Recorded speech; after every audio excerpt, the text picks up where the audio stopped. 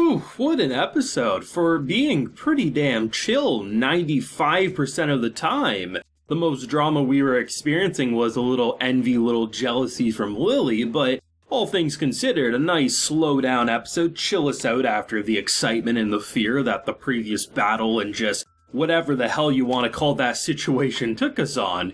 To end the episode with a murder in a safe place, right? Like, this is an area that you can let your guard down. You can go get a bite to eat. You can connect with those fellow adventurers. That generally means all is well.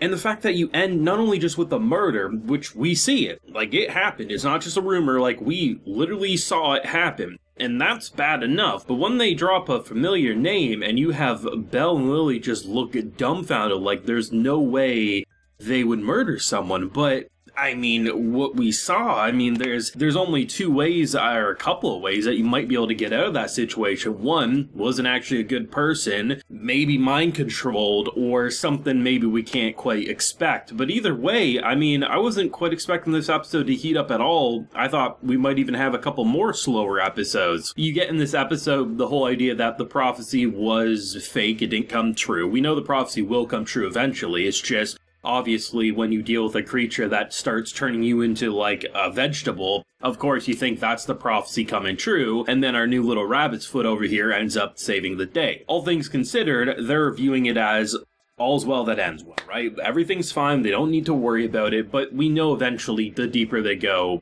people are going to start losing their lives, and the prophecy will come true that they should have turned around, but they didn't, right? But maybe it has something to do with the murder, I don't know, but that's going to be pretty exciting because I really wasn't expecting this section of the story to go anywhere explosive. I thought they would regroup, catch their breath, get their second win, carry back down. And instead, they're keeping them there potentially for an episode or two, could transition into something deeper down in the dungeon. Not exactly sure, but leave it to DanMachi, man. Just when you think an enjoyable slice of life simple episode was enough, it decides to throw you an extra meal and you eat it gladly, even if you felt already full like I did. Because these are the types of episodes that, they're not explosive. They're not going to be the most hyped up, the most talked about DanMachi episodes, but they're important to give the viewers and the characters in question that breathing room. If a show's just non-stop action or non-stop, holy shit, a character's about to die, you quickly grow numb to it, and even the battle junkies out there who just want to see constant fights in anime,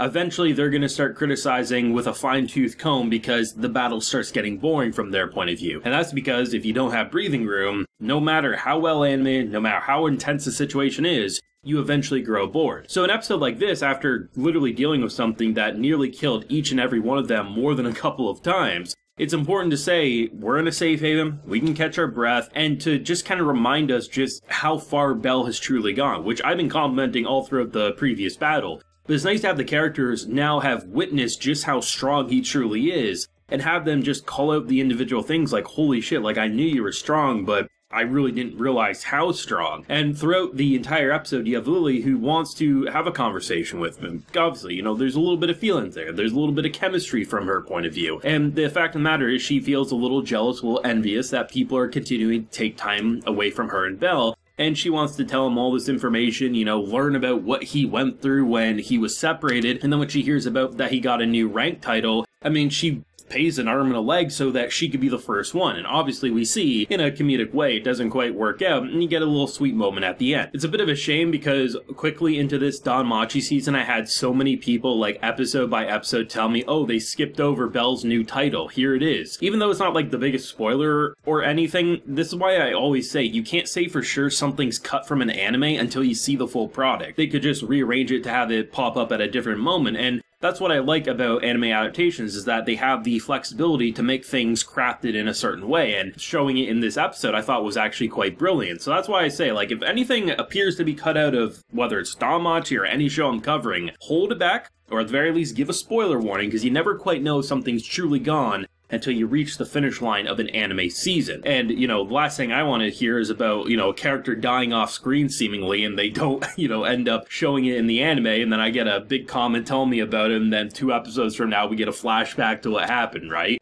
Just wanted to throw that out there because even though the title, in terms of who he is, it's not really that big of a deal, you can see how it can become a bigger deal when that same mindset gets applied to other things that may seem small, but then might actually turn out to be a bigger moment. So just want to throw that out there, little house cleaning, because I love watching DanMachi. I love things surprising me. And given the fact that we're now in a murder plotline, I want things to continue to surprise me because this could go very, very wild. I like how Bella was actually called a womanizer in this episode. And it's true, even if he's not intentionally doing it, the people do love a good belle, males, females alike, and the harem is definitely growing. And to see the intro of the episode with Hefty and the gang, just the different titles, it just all basically came across as mocking / flattery, and people just wanted him to be their slave, all things considered. And I'm surprised he didn't get a worse name given that everyone was just poking fun, oh, he's in love with monsters, or oh, he's gonna be my play toy. All things considered, Rabbit's Foot makes a lot of sense given he is so quick on his feet. Little rookie no more, give him a Rabbit's Foot title. At this point, he's gonna be Speedy Gonzalez before too long. But I like that this episode just took its time, it chilled out, it let the characters in their individual moments let loose and just connect like, hey,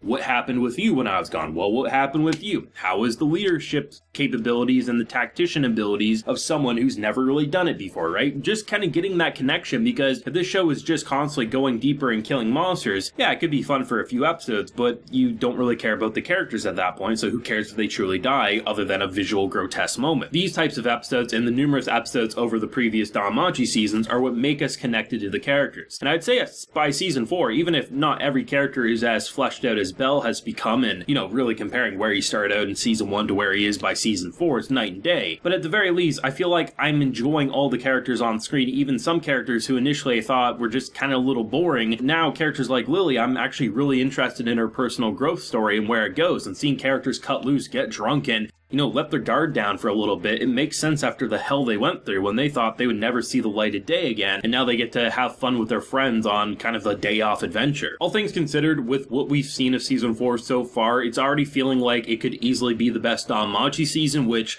coming off of Season 3, which was my personal favorite with the whole Intelligent Monster storyline, seeing how they're continuing to incorporate it, seeing how the action is just amazing, it's really cool. I like how they even reiterate, in case it wasn't clear for some people, the speed of what he initially dealt with those flying birds coming at him was way worse than the seeds that were being shot by this moss-like beast. So seeing how he truly got comfortable in his skin after leveling up so fast, seeing that he initially went up against something faster, it's no surprise that he was able to come back and wipe the floor. I think that's what DanMachi does a great job with, is not letting things come from thin air, but explaining those power jumps, the power scaling, the skill differences, and in doing so, you get something that feels well written, well thought out, and not just there to show an OP hero story and, a bunch of cute girls who want to latch onto him. That's kind of how it initially felt when it started up, which is fun for a little bit, but you really want to watch 4 seasons. What DanMachi did, which honestly a lot of these hero stories don't do, is make them grow past that initial fun factor, and that's why I truly think DanMachi has become an amazing show, all things considered. But thoughts and feelings, theories, if you got any on the whole murder plot line, because that's going to be pretty damn fun. Wasn't expecting that, but thoughts down below, leave a like if you enjoyed, and subscribe if you're new around here. So until next time, everyone, please take care and have a good one.